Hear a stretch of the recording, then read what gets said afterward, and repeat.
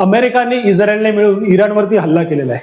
इस्रायलचं म्हणणं आहे की इराणचा अणु कार्यक्रम हा तिथल्या प्रदेशाच्या शांततेसाठी धोका होऊ शकतो. तर अमेरिकेचं म्हणणं आहे की इराणमध्ये गेलेली लोकशाही परत आणण्यासाठी आम्ही हा हल्ला केलेला आहे. या युद्धाचा मिडल ईस्ट रिजनवरती होणारा परिणाम, भारतावरती होणारा परिणाम, जगावरती होणारा परिणाम, आपली बाजू नेमकी कोणाच्या बाजूने असायला हवी? इराणच्या बाजूने उभं राहणं गरजेचं आहे का इस्रायलच्या बाजूला उभं राहणं गरजेचं आहे? जाणून घेऊया या युट्यूब व्हिडिओमधनं. नमस्कार, मी अक्षय ठाकूर आणि एकाग्र अकॅडमीच्या युट्यूब चॅनलवर मी तुमचं स्वागत करतो. हे युद्ध नेमकं सुरू झालेलं आहे. अमेरिकाने इस्रायलने मिळून इराणवरती हल्ला केलेला आहे. नेमकं काय आहे तर इराणवरती हल्ला झालेला, संयुक्त लष्करी कारवाई केलेली आहे अमेरिका इस्रायलने. ऑपरेशन एपिक फ्युरी आणि ऑपरेशन रोरिंग लायन असं या ऑपरेशन्सना दोन्ही देशांनी नाव दिलेलं आहे रिस्पेक्टिव्हली. इराणचा सुप्रीम लीडर जो आहे अयातुल्ला अली खामेनी हा ठार झालेला आहे. आता अनेक वेगळ्या चर्चा रंगतायत. कोण म्हणतंय की हा त्या देशाचा राष्ट्रपती आहे, कोण म्हणतंय हा देशाचा प्रमुख आहे, कोण म्हणतंय हा तिथला पंतप्रधान आहे, तर कोण म्हणतंय धर्मगुरू आहे. नेमका कोण आहे हा? तर सुप्रीम लीडर आहे हा त्या देशाचा, सर्वोच्च नेता ज्याला आपण मराठीत म्हणू शकतो. आणि तिथल्या देशाची जी पद्धत आहे, आपल्यासारखी तिकडे प्रेसिडेन्शियल लोकशाही नाही किंवा लोकशाही इतर संसदीय सुद्धा नाही, तिकडे आहे टोटलिटरियन किंवा ऑथॉरिटरियन नावाचा प्रकार. लोकशाही डेमोक्रेसी तिकडे नाही, ती अनेक वर्षांपूर्वी, अनेक दशकांपूर्वीच तिकडे संपली. तिकडे प्रकार कसा आहे की जो त्या देशाचा प्रेसिडेंट असतो, हेड ऑफ ज्युडिशियरी असतो आणि सिनियर क्लेरिक असतो. ह्या तिघांची जी बॉडी आहे, जशी आपल्याकडे एक्झिक्युटिव्ह, ज्युडिशियरी आणि लेजिस्लेशन अशी तिघांची बॉडी जी सर्वोच्च असते, राष्ट्रपती त्यांच्यावरती असतो, तशी ती बॉडी आहे. आणि त्यांच्या सर्वोच्च पदावरती आहे सर्वोच्च नेता जो अयातुल्ला अली खामेनी हा ठार झालेला आहे. आणि याच्या सोबतच इराणमधले अनेक प्रमुख नेते आणि अनेक प्रमुख मंडळी सुद्धा ठार झालेली आहेत. त्यांच्यावरती हल्ला झालेला आहे. युद्धामुळे सर्व तिथे नुकसान झालेलं आहे. प्रत्युत्तरादाखल अर्थातच इराणकडून सुद्धा इस्रायलवरती आणि अमेरिकेचे जेवढे सहकारी देश त्या मिडल ईस्ट रिजन मध्ये आहेत, अगदी सौदी अरेबियावरती सुद्धा हल्ला करण्यात आलेला आहे.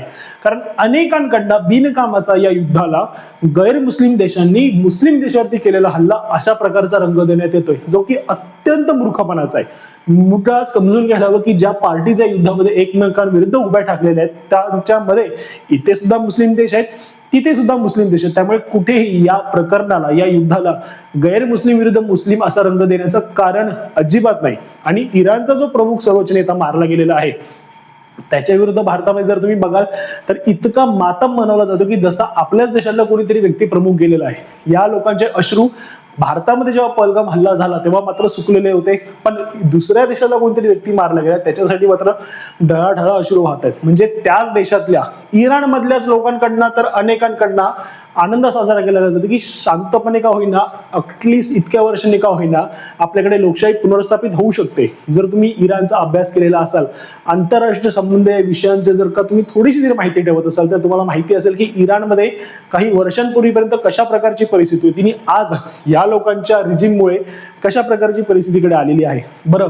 हा इराणचा जो नेता मारला गेला त्याने भारत काश्मीरच्या प्रश्नामध्ये नेहमीच पाकिस्तानची बाजू घेतलेली आहे आणि काश्मीर आझाद व्हावा, स्वतंत्र व्हावा किंवा भारतामध्ये कसे मुस्लिमांवरती प्रचंड अत्याचार होतात अशी वक्तव्य कायम केलेली आहेत आणि वेळोवेळी भारत विरोधी भूमिका त्याने घेतलेली आहे.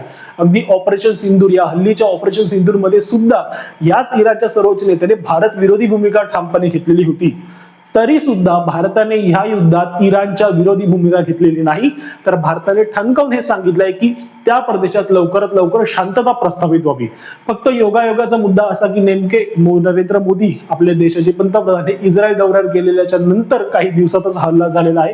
त्यामुळे कुठेतरी लिंक हे भारताला ही युद्ध हे सर्व होणार हे आधीच माहिती होतं असं बोललं जात आहे. पुढे जाऊ आपण नेमका या प्रकरणात काय चाललंय तर मध्य पूर्व आशियामध्ये मिडल ईस्ट रिजन मध्ये बहुआयामी युद्धाचा आता धोका संभवतोय.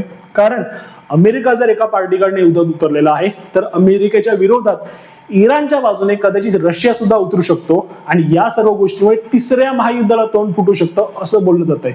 मागे रशिया युक्रेनचं युद्ध जेव्हा सुरू झालं तेव्हा सुद्धा अनेकांकडनं हे तिसऱ्या महायुद्धाचं कुठेतरी सावट जगावरती आलं असं बोललं गेलं, परंतु तिसरं महायुद्ध कुठेतरी ते झालं नाही. पण व्हायला वेळ लागणार नाही किंवा ते होऊ शकत नाही असा प्रकार मात्र जगात नाही. त्यामुळे आता सुद्धा तिसऱ्या महायुद्धाचा धोका आहे असं कुठेतरी बोललं जात आहे. लेबनन असेल, तिथल्या गल्फ कंट्री असतील किंवा तिथले जे सी रूट आहेत ते ह्या सर्व व्यापारी मार्ग आहेत ते या युद्धामुळे कुठेतरी प्रचंड अफेक्ट होणार आहे असं सुद्धा बोललं जात आहे.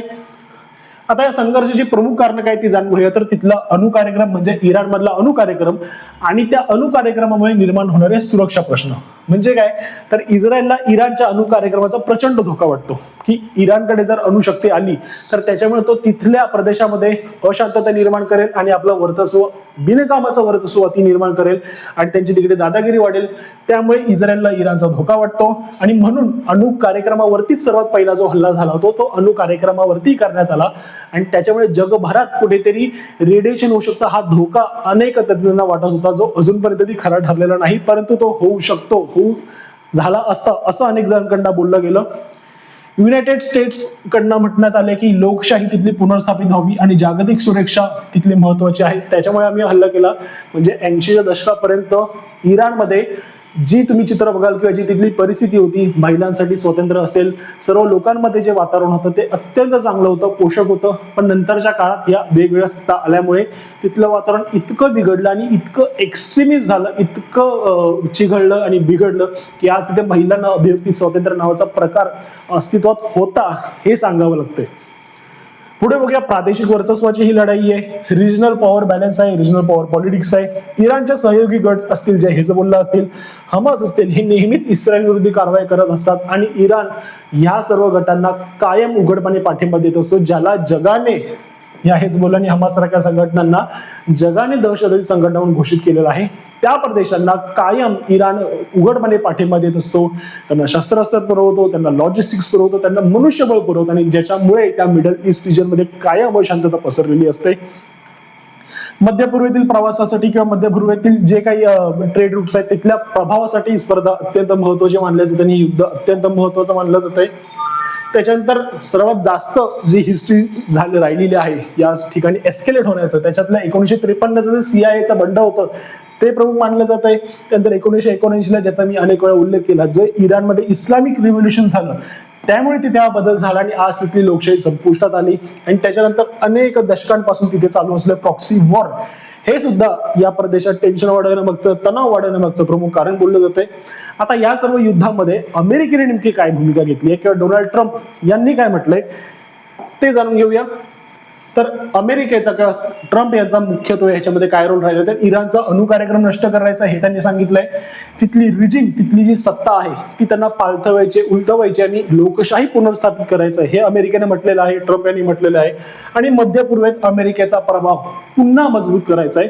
अर्थात त्याच्यासाठी कारण त्यांचं पुन्हा तेच लोकशाही स्थापन करणे आणि म्हणून अमेरिकेचा प्रभाव तिकडे वाढवायचा आहे. बरं, अण्वस्त्रधारी अणु कार्यक्रमाचा उल्लेख झालेला आहे, तर जगभरात अण्वस्त्रधारी देश कोणते हे सुद्धा आपल्याला माहिती असायला हवं. तर अण्वस्त्रधारी देश जगभरात जे आहेत, सर्वात पहिला USA, त्यानंतर रशिया, चीन, France, UK, Bharat, Israel, Pakistan आणि नॉर्थ कोरिया हे आज जगातले अण्वस्त्रधारी देश आहेत ज्यांच्याकडे अणुबॉम्ब आहेत, ॲटॉमिक बॉम्ब्स आहेत. पुढे आपण बघूया या युद्धाचा, या इराणवरती अमेरिका आणि इस्रायलने केलेल्या हल्ल्याचा भारतावरती नेमका काय परिणाम होणार आहे, तो होणार आहे की नाही होणार आहे, जर होणार असेल तर नेमका काय होणार आहे ते समजून घेऊया. भारतावरती काय परिणाम होणार, तर अर्थात तेल दरवाढ होणार आहे. ती कशी, तर भारतामध्ये जवळजवळ 50% कच्चं तेल जे आयात होत असतं ते साधारणपणे येतं स्ट्रेट ऑफ हॉर्मझ या रूटने आणि हा स्ट्रेट ऑफ हॉर्मझ जो आहे तो अफेक्ट झालेला आहे या युद्धामुळे. आणि तो अफेक्ट झाल्यामुळे होणार काय, तर आता जो पुरवठा आहे तो खंडित होईल किंवा विस्कळीत होईल. आणि जर पुरवठा खंडित किंवा विस्कळीत झाला तर पुरवठा, कच्च्या तेलाचा पुरवठा विस्कळीत झाल्यामुळे पेट्रोल डिझेलची दरवाढ होणार आहे. पेट्रोल डिझेलची दरवाढ झाली का अर्थात होणार आहे महागाई, आणि महागाई झाली का त्याच्यामुळे देशावरती येणाऱ्या आर्थिक ताट, आयात खर्चामध्ये वाढ होईल, करंट अकाउंट डेफिट असतील ते इन्क्रीज होतील, रुपयावरती लोड येईल आणि त्याचा रुपयाचा रेट जो कुठे येतो तो घसरेल. असे परिणाम पुढच्या काळात होताना आपल्याला दिसतील. त्याच्यासोबतच अजून महत्वाचे परिणाम जे होतील ते म्हणजे शेअर बाजारामध्ये अस्थिरता निर्माण होईल, सोन्या चांदीच्या दरामध्ये घसरण होईल, FDI किंवा FII यांच्या गुंतवणुकीत सुद्धा घट होताना आपल्याला बघायला मिळेल आणि ऊर्जेवरती आधारित एनर्जी बेस्ड जेवढे उद्योग आहेत त्यांच्यावरती याचा उलट प्रभाव पडेल, त्यांच्यावरती दबाव निर्माण होईल आणि ऊर्जा सुरक्षेचा प्रश्न निर्माण होताना आपल्याला दिसू शकतो. म्हणजे काय, तर भारताला आता पर्यायी तेल स्रोत शोधावे लागू शकतात. का? कारण मगाशी सांगितल्याप्रमाणे स्ट्रेट ऑफ हॉर्मझ अफेक्ट झाल्यामुळे आपल्याला येणारा तेलाचा पुरवठा कुठेतरी खंडित होईल किंवा विस्कळीत होईल, आणि जर तसं झालं तर आपल्याला पर्याय शोधावा लागेल इतर देशांकडून तेल विकत घेण्याचा, आणि त्याच्यामुळे ऊर्जेवरती आधारित जेवढे जेवढे उद्योग आहेत त्या ऊर्जा सुरक्षेचा प्रश्न आपल्याला निर्माण होताना बघू शकतो. त्याच्याशिवाय इतर उद्योग कोणकोणते परिणाम होईल तर एव्हिएशन इंडस्ट्री आहे, लॉजिस्टिक इंडस्ट्री आहे, रंगकाम आहे, पेंट आहे, केमिकल्स आहेत, ह्यांच्या खर्चामध्ये वाढ होताना आपल्याला दिसू शकते. FMCG, ऑटोमोबाईल ह्यांच्या मागणीमध्ये घट होताना दिसू शकते, कारण अर्थातच महागाई. त्यानंतर IT कंपन्यांना कुठेतरी ह्याच्यामुळे थोडासा फायदा, मार्जिनल प्रॉफिट होईल असं म्हटलं ते, कारण डॉलरची मजबूती होईल आणि त्याच्यामुळे त्यांना थोडासा फायदा होताना आपल्याला दिसू शकतो. आणि ऑइल कंपन्या ह्यांच्या प्रॉफिटमध्ये प्रचंड वाढ होताना आपल्याला दिसू शकते, कारण तेलांची होणारी वाढलेली वाढ, पेट्रोल किमतींची वाढणाऱ्या किमती, आणि ह्याच्यामुळे पेट्रोल डिझेलच्या वाढणाऱ्या किमतींमुळे या ऑइल कंपन्यांना फायदा होताना आपल्याला पुढच्या काळात दिसू शकतो. त्यानंतर भारतावरती होणारे परिणाम तर आपण समजून घेतले, पण ह्याचे जगावरती, इतर जागतिक बाजारपेठेवरती काय परिणाम होतील ते समजून घेऊ. अर्थात जागतिक तेल संकट निर्माण होईल आणि त्याच्यामुळे महागाई निर्माण होईल, जे भारतावरती इम्प्लिकेशन होणार आहेत. त्याच प्रकारचे सेम इथे सुद्धा होताना आपल्याला दिसतंय. मध्य पूर्वच्या रिजनमध्ये म्हणजे मिडल ईस्टच्या रिजनमध्ये अस्थिरता झालेली आपल्याला दिसतेच आहे. ती अजून काही काळ, पुढची काही दशके कायम राहील असं बोललं जात आहे. निर्वासितांच्या समस्या निर्माण होतील. आता निर्वासित किंवा विस्थापित म्हणजे नेमकं कोण, तर जिकडे जिकडे ही युद्ध चालू आहे तिथली प्रदेश, तिथला भाग हा राहण्यालायक राहणार नाही. तिकडे रोगराई वाढेल, तिकडे सर्व उद्ध्वस्त झालेलं असेल, त्यामुळे तिथे जिवंत राहिलेले लोक आपल्या आश्रयासाठी, राहण्यासाठी इतर देशांमध्ये जाऊन धडकतील, इतर शहरांच्या, इतर देशांच्या सीमांवरती जाऊन धडकतील आणि त्यांच्या राहण्याचा, खाण्याचा सर्वांचा प्रश्न निर्माण होईल. आणि या बेघरांना, या निर्वासितांना कुठेतरी आश्रय द्यावा लागेल. ती समस्या मोठी पुढच्या काही दिवसांमध्ये येताना आपल्याला दिसून येईल. त्यानंतर अणुउद्योगाचे जेवढे अणुउद्योग जगभरामध्ये चालू आहेत, ते अण्वस्त्र असो किंवा अणुउद्योग असेल, त्यांच्या सुरक्षेला धोका निर्माण झालेला सुद्धा अनेक कडनं म्हटलं होतं, अनेक तज्ञांकडनं म्हटलं होतं की ही पुढच्या काळात येणाऱ्या समस्या असेल. आणि अर्थात महासत्तांमधील वाढता संघर्ष. अमेरिका जर इराणवरती अशा प्रकारे युद्ध लादत असेल, त्याच्यामध्ये जर रशियाने एंट्री घेतली, त्याच्यामध्ये जर चीनने एंट्री घेतली, तर जगातल्या महासत्ता या युद्धामध्ये उतरल्या तर अर्थात तिसऱ्या महायुद्धासारख्या परिस्थितीला तोंड फुटू शकतं आणि ते आव्हान जगापुढे निर्माण होऊ शकतं. युनायटेड नेशनने सुद्धा कुठेतरी परिस्थिती संयमाने घेण्याचं आव्हान सर्वच देशांनी आणि सर्वच पार्टीजना केलेलं आहे. त्याशिवाय भारताने सुद्धा ही आपली भूमिका मांडलेली आहे की जो काही निपटारा असेल प्रकरणाचा लवकरात लवकर करून शांतता प्रस्थापित व्हावी असं आवाहन केलेलं आहे. बाकी आता हे युद्ध पुढे किती दिवस चालतात, नेमके ह्याचे काय परिणाम आपल्या देशाला, त्याशिवाय जगाला भोगावे लागतात ते येणाऱ्या काळात कळेलच. बाकी इन्फॉर्मेटिव्ह व्हिडिओसाठी एकाग्र अकॅडमीच्या युट्यूब चॅनलला भेट द्या आणि चॅनलला सबस्क्राईब करा. धन्यवाद.